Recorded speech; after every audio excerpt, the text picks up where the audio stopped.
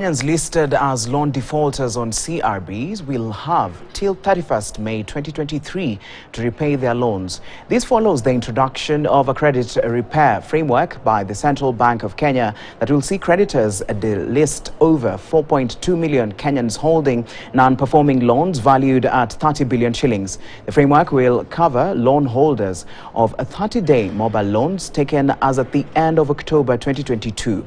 Now, once the framework expires, borrowers will either be relisted or get a better credit rating depending on their payment status.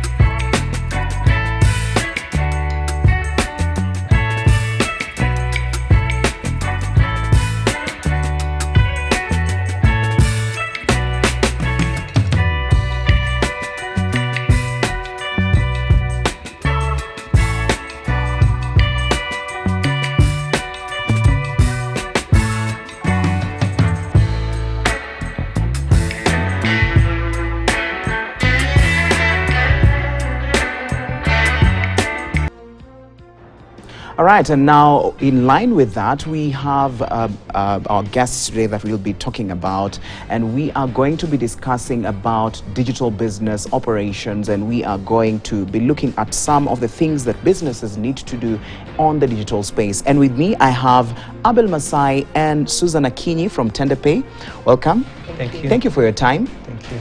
All right, so when we hear the word Tenderpay, exactly people think about digital credit providers. So what is really Tenderpay and how did it even start? If I can start with you. Yeah.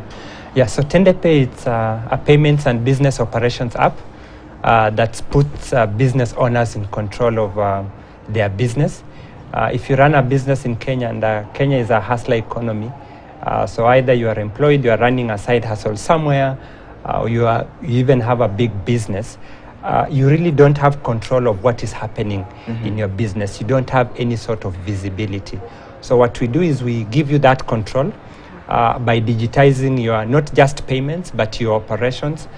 So we have services such as we help business owners to really automate petty cash by providing for petty cash management tools to do digital invoicing, as well as things like, automatically syncing payments to your accounting software. So we try to digitize that business ecosystem to just put business owners in control of their business. Yeah. All right, Susan, you have anything to add on that? Yes, thank you so much. Just to add on what Abel has said, basically you're looking at people are still using the traditional way of managing operations. Yes. Talk about using petty cash boxes, the physical boxes. Think about, having paperwork for invoicing. So what we've seen and what you're doing is that there's a gap while the economy and everyone is moving to the digital space, some businesses are still left behind. So we are coming in to fill that gap as Tenderpay to now just digitize the whole operation process, the whole the way of doing things, so that we can catch up with everything that's going on at the moment.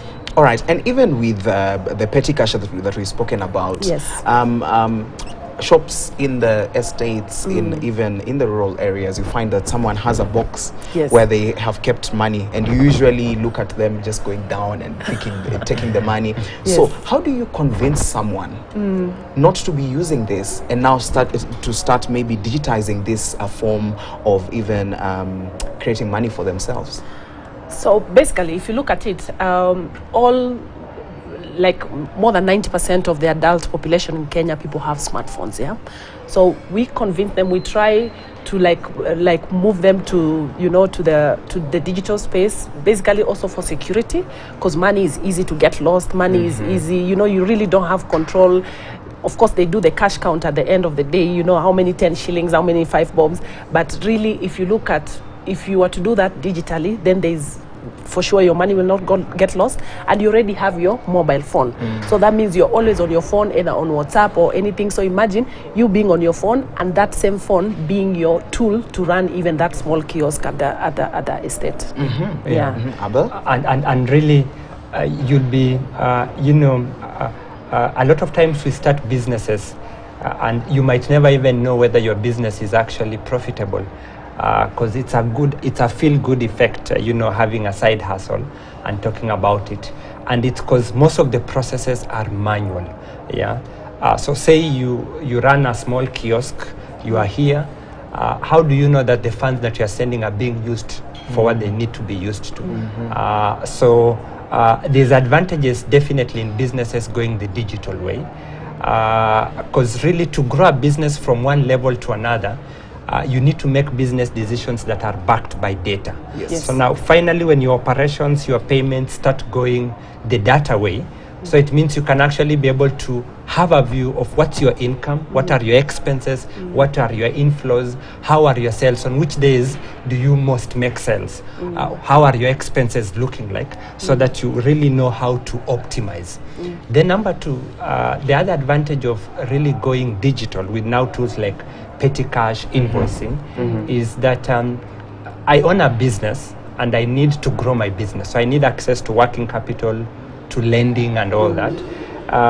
But I'm doing things the cash way, the manual way. So meaning there is no history. So I might be moving volumes, but really the traditional guys who give facilities don't know I'm doing that. So when I need a facility, which data is used to score me? It's the same data as a consumer. So which means I need, say, 500,000 or 1 million to grow my business, but the loans that I'm getting are actually sizes of 10,000 or 15,000, because there is no digital record. But now when you suddenly start, going digital, then it means now we even have more data to credit score your business, and therefore to even increase the models that are used in scoring, and therefore you're able to access more facility to really grow your business from one level to another. All right, and you've spoken about data. And when you look at data, do we really usually have the right data to use when it comes to SMEs, even when you look at SMEs and trying to work with them? Because I believe you work with SMEs. So what do you think about when it comes to the issue of data? Do we really usually have the right data of almost all of the businesses that are really involved in this? At the moment, I think there's data, but it's not enough.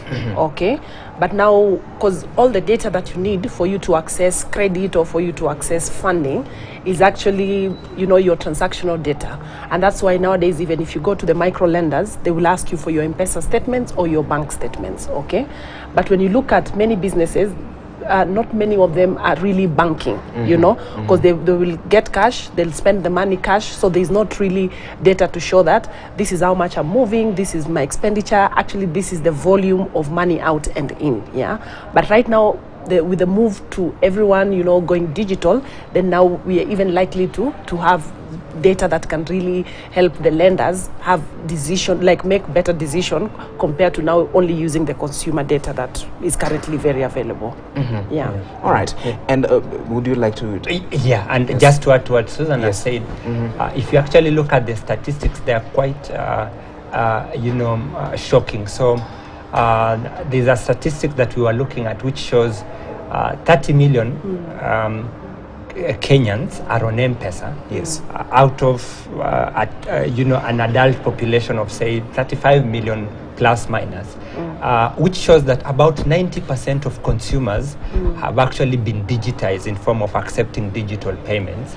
Now, if you look at the SME space, we have around 7.4 million SMEs, and now some of even them, they are not known, because some are not, say, even maybe they have not formalized their operations, but anyone who runs a business. So there are around 7.4 million SMEs in Kenya. Now, less than 1 million of them are actually accepting digital payments. So the SME space, there is huge opportunity but it will only come, like you mentioned, if we now start digitizing operations, so that now we have data to look at, whether it's now partners to come in to, support these SMEs, whether it's investors to come in and support these SMEs. Yeah, so which is why we are really passionate about what we are trying to do at Tenderpay. All right, and now you wanted to ask something? Just something small. Okay. There's a lot of lobbying going around in terms of funding SMEs, funding businesses, funding, like doing so much for the business because of access to credit. We know that the banks, even international organizations, are really coming in to help businesses access funding. But you see now, this kind of funding, just like we've been mentioning, it may not be enough for them to run their operations. But now what we are trying to do is coming at the end, when someone gets this funding or they have access to this funding, how else can we help them even in future to access more funding, So that now comes in with having an operational platform whereby now you can run your business, there's data, you can print your statements and it's digitally, so you can even in future, let's say if this time you got funding, let's say from Bank A, next time you're even likely to get better funding because now you have more data and you can be credit scored, even your credit score actually will go higher because there's more information to, more information to give you better credit compared to what you had before. All right, now let's move on even from that point and look at CBK comes and says, all right, because we've spoken about lending and access to credit. So CBK comes and says, all right, these are the requirements that we need digital credit lenders to have in order for them to operationalize. And we are looking at over 200 digital credit providers in Kenya. And we have only 10 of them now getting the license, and now CBK saying you are good to lend. How does this affect even an SME that is really trying to be in this digital space? And thanks for that. And really,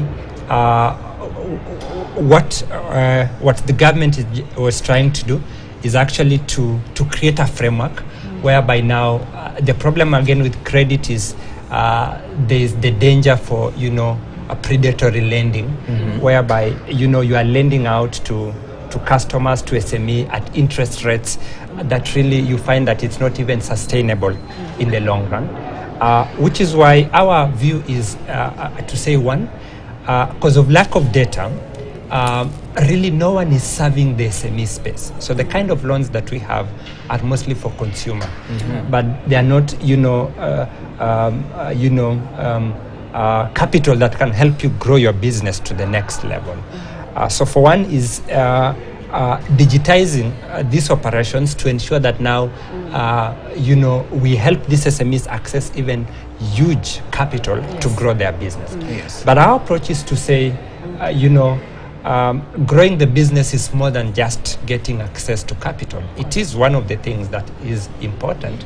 But when finally a business has gone digital, we give them insights into how your income is, your cash flows are, and now we combine that with partners where we do trainings for some of these SMEs.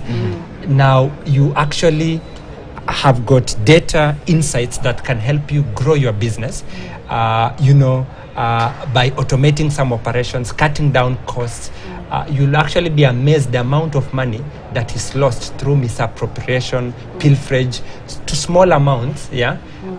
So you find you as a business owner, you've hustled, umeomba loan from an institution. Then now the guys you've employed now, wao ndio wanajenga gorofa. Then you are still hustling, because you really don't have a view of what it is that is happening in my business. Because maybe you are running 2 or 3 side hustles at the same time. You are not there at the business premises at the same time. So credit is good, but it's just one piece.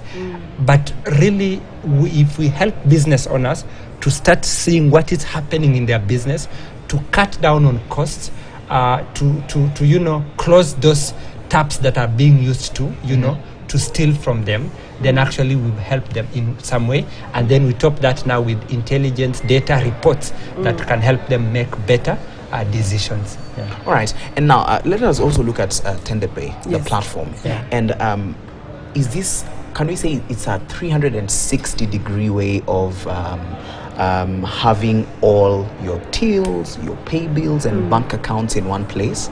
And if we have them in one place, now what is the advantage of that? Oh, good question. So yes, so Tender is a 360-degree, just like you've said it. You're very right. Platform whereby we are looking at a business, like, you know, all round. Yes. Like, what solutions can we give you? If you look at a normal business right now, they will have an M-Pesa phone, for example. They will have probably 2 or 3 bank accounts. They will have cash. So, you know, like, everything is everywhere. Okay, but if we give you one platform whereby, you know, your business tills, which you use for collections, you've linked them on the platform, then you have also your bank accounts, because now we've done integrations with most of the banks, and then now you have all your payments. You can just come onto one dashboard. You see your balances, you see how you're spending, you see your incoming payments, you see your outgoing payments. You can do invoicing, you can manage stock, you can, you know, if you have an e-commerce platform, you can do checkout, all controlled from one platform. Yes. Which is very easy, and people these days, that's what they're looking for. Yes. All right, and now, all right. And to add on to that, Yes. so I'll just give you a bit of use cases, which shows that we serve from the small business to the very large corporation. So we have guys, you know, who are using the platform. So like there's one company that has around 70 branches countrywide. Yes. And each of those each branch has petty cash needs. So they need to buy mkate, sukari, supplies and all that. And it's across the country. And the finance director is seated here in Nairobi. So how do you give that person control? So what we've done is we've onboarded this institution onto Tender. So each branch has a Tender account which they use for this for dispensing. Then this finance director says, for any payments below 10,000, I'll allow the branch to spend without me having to know. What I just need to know is at the end of the day or at the end of the month, I need to check on reports. But any payment above 10,000, now I need the regional manager to approve. Then for any payment above 100,000, it needs to be approved from head office.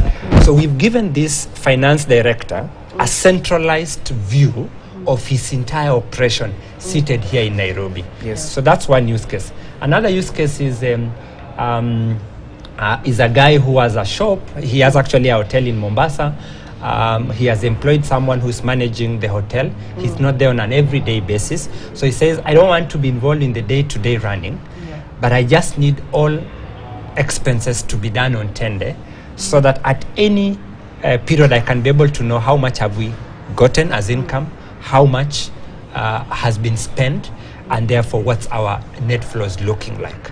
Now, if he were to send this person money directly on their personal line, he doesn't have that view. But now with this account now, he's now suddenly able to have a view. Others even go further and say, money will not leave without me having to approve. Or I'll at least that these are the people we pay to, these are the suppliers we pay to, so that now, so now just giving that control. Yeah. All right, now we have to wind up. I'm being told our time is up. So you can give us your parting shot, and then now we close. Yes, so thank you. For me, I would say that Tender, as it is right now, it's really solving real problems, especially for businesses, and it applies across all sizes and all types of businesses. Be it a manufacturing firm, be it a construction firm, be it a school, like it works all across, because all businesses are in the business of making money. And for you to make money, you really have to spend money. Yes. So how about we help you with the whole operations thing, and just ensure that, one, you're saving costs, you have control, you have visibility, you're on top of your game, so that you can be as profitable as possible. Thank you so much.